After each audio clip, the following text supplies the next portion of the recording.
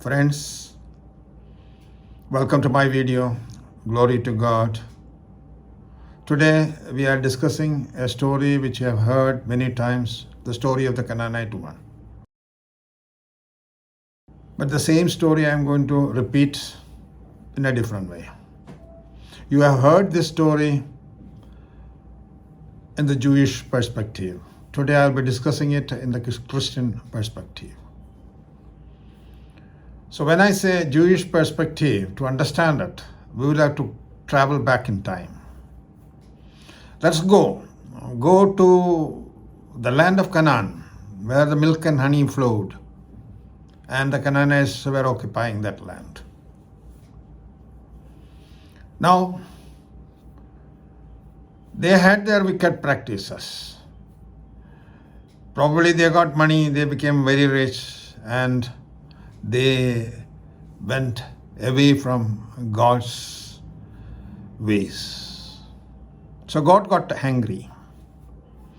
He decided to throw out these people. So he brought in the Israelites. The Israelites came under Joshua.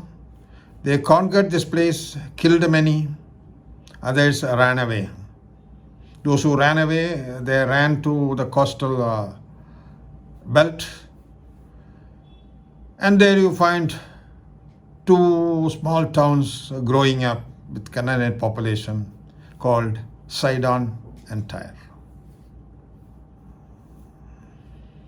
Now let us move on to Jesus' times. When Jesus began his work, he concentrated his work in synagogues. He taught in synagogues. His disciples were Jews. His followers were Jews. The crowd around him were Jews. The Jews and the Canaanites were enemies. So there is no question of a soft corner for any Jew towards a Canaanite, and vice versa. So Jesus also had to behave in the same way. The social setting was such. But in spite of this, we find in the Gospel of Luke, Jesus admonishing the people of Chorazin, Bethsaida, and Capernaum. He says that if he had shown the same miracles that they had seen to the Canaanites living in Sidon and Tyre, they would have repented in ashes and sackcloth. So Jesus considered that these Canaanites far above the Jews in terms of God, the way of God. The Jews had gone astray. That is why God sent his own son to earth as a Jew, to reclaim, to find the lost sheep and bring it back to the flock. Then we find Jesus visiting these towns, Tyre and Sidon. He visited the suburb, in fact. He came from the town of Gennesaret. He had to walk all the way. That is 50 kilometers. It would take 10 hours to reach this suburb of Tyre from Gennesaret. He stayed there for a day, and the next day he went back. He went back to Galilee, another 50 kilometers. So he walked this way 10 hours, walked back 10 hours. 20 hours he did in 2 days. Why? That we find in St. Mark. St. Mark says Jesus wanted to keep this travel a secret, but he couldn't. Why?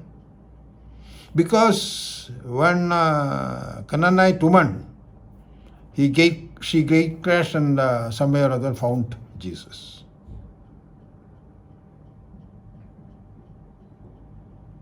But we know that Jesus had done nothing but just meet this woman. Now, let us try to find more about this mysterious woman. In the Gospel of Matthew, he says she is a Canaanite woman. In the Gospel of St. Mark, he says she is a Greek born in Syrian Phoenicia. Syrian Phoenicia is synonymous with the Canaanite land, and there is no problem there. But the usage of Greek, the word Greek, confuses us a little bit. But this was a common usage during Jesus' times. This we know from the Epistle to Romans by St. Paul. I am taking from that epistle, the Amplified Bible. It says, both to the Greeks and barbarians, within bracket, to the cultured and to the uncultured. So it means she's a cultured lady. She's educated. She belongs to the upper echelons of the society. So this is what exactly Saint Mark meant. Now, when we examine the Gospels, especially Saint Matthew, in chapter 14 we find so many people coming and touching the clothes of Jesus and getting healed. We find blind, deaf and dumb, crippled, all getting cured by going to Jesus. Jesus heals everybody. There is no caste distinction or anything like that. Nobody asks whether you are a Jew or not. Anybody can go and touch Jesus' clothes and get healed. Same like we find when he is feeding these multitudes, more than 5,000 people. We don't find the disciples or Jesus saying only Jews are allowed here. No. There was no difference between the peoples. There was no difference at all. But when this woman meets Jesus, it is different. Let us try to find out. This woman, she is following Jesus and his disciples. Jesus is walking, she is following, she is crying, cure my daughter of this demon, cast this demon off my daughter. But Jesus doesn't listen, he walks. Eventually the disciples go ahead and tell him, please do something to this woman. She has been following us for a long time. But Jesus then says, I have come for the lost sheep of Israel. This lady, she moves towards a friend, goes towards Jesus and kneels down before him and says, help my daughter, please. Son of David, help my daughter. Son of David means he is a Jew. She acknowledges that this is come for the Jews. Son of David, help me. Help my daughter. Now, he says, is it fair to take away the children's bread and toss it to the dogs? Is it fair to take away the children's bread and toss it to the dogs? Jesus acts almost adamantly. He says, I have come only for the Jews. So, is it fair to take away the children's bread and toss it to the dogs? The reply from the woman was instant. Yes, it is, Lord. Even the dogs eat the crumbs that fall from their master's table. Yes. She accepts. She accepts the role of a dog and says that the crumbs that fall from the master's table is eaten by the dogs.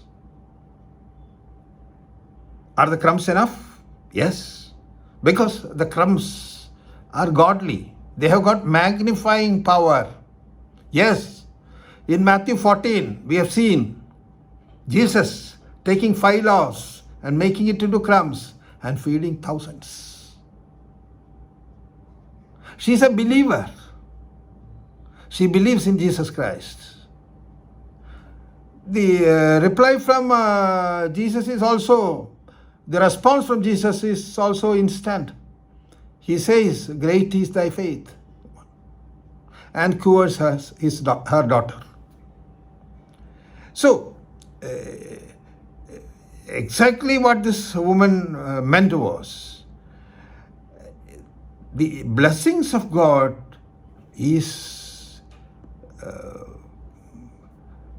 does magnify in power. It's infinite. It is by quantity and quality, it has got no parallel. This is what she meant. Jesus was probably testing her by saying, I have come only for the children of Israel. I have come only for the lost sheep of Israel. But she says, no, God's power is beyond that. You can encompass the whole mankind into your fold. And Jesus agrees. This is probably the only instance where we see Jesus accepting the argument put forward by someone else. We have seen Sadducees, Pharisees, all of them, all the wise men in this synagogues, other places, arguing with Jesus. But no one in argument, no one has defeated Jesus except for this woman who changed Jesus' thoughts, or probably Jesus was testing her.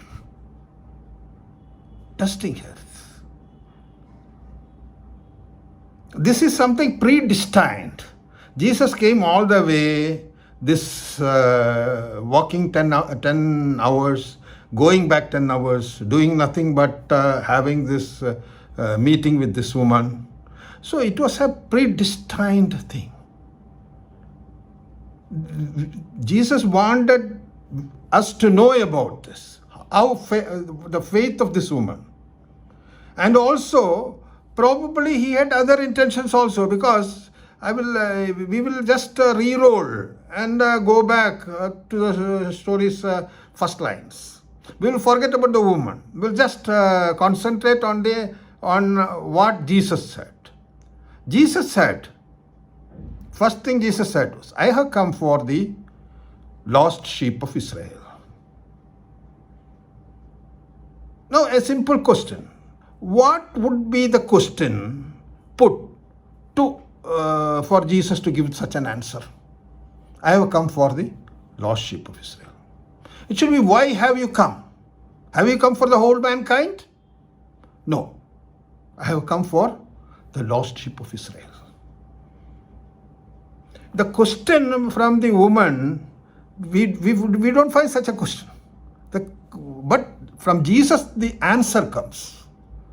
And that answer, based on that answer, the question should have been, have you come for the whole of mankind? No, I have come for the lost sheep of Israel. Okay. Second, Jesus confirms that by saying that you cannot take the children's bread and toss it to the dogs. Toss it to others. I have come only for the Jews. Here, the woman states her faith in God, faith in Jesus, stating that the dogs eat the crumbs that fall from the master's table. The crumbs have got magnifying power. So this is the instance when the doors of Jesus opened for the Gentiles, for all others other than Jews. Until then it was Jews, for Jews only. This woman helped mankind to open the doors of Jesus for the whole of mankind. Jesus, who was born as the King of Jews, he became the King of mankind, the Emperor of the world at that instant. So it's a great thing that this woman has done. We should accept that. We find in the Old Testament a Canaanite, the Canaanite king and priest, Melchizedek, blessing Abraham. We find Jesus, born in the order of Melchizedek, born as a priest in the order of Melchizedek, priest from birth. He blessing this humble Canaanite woman.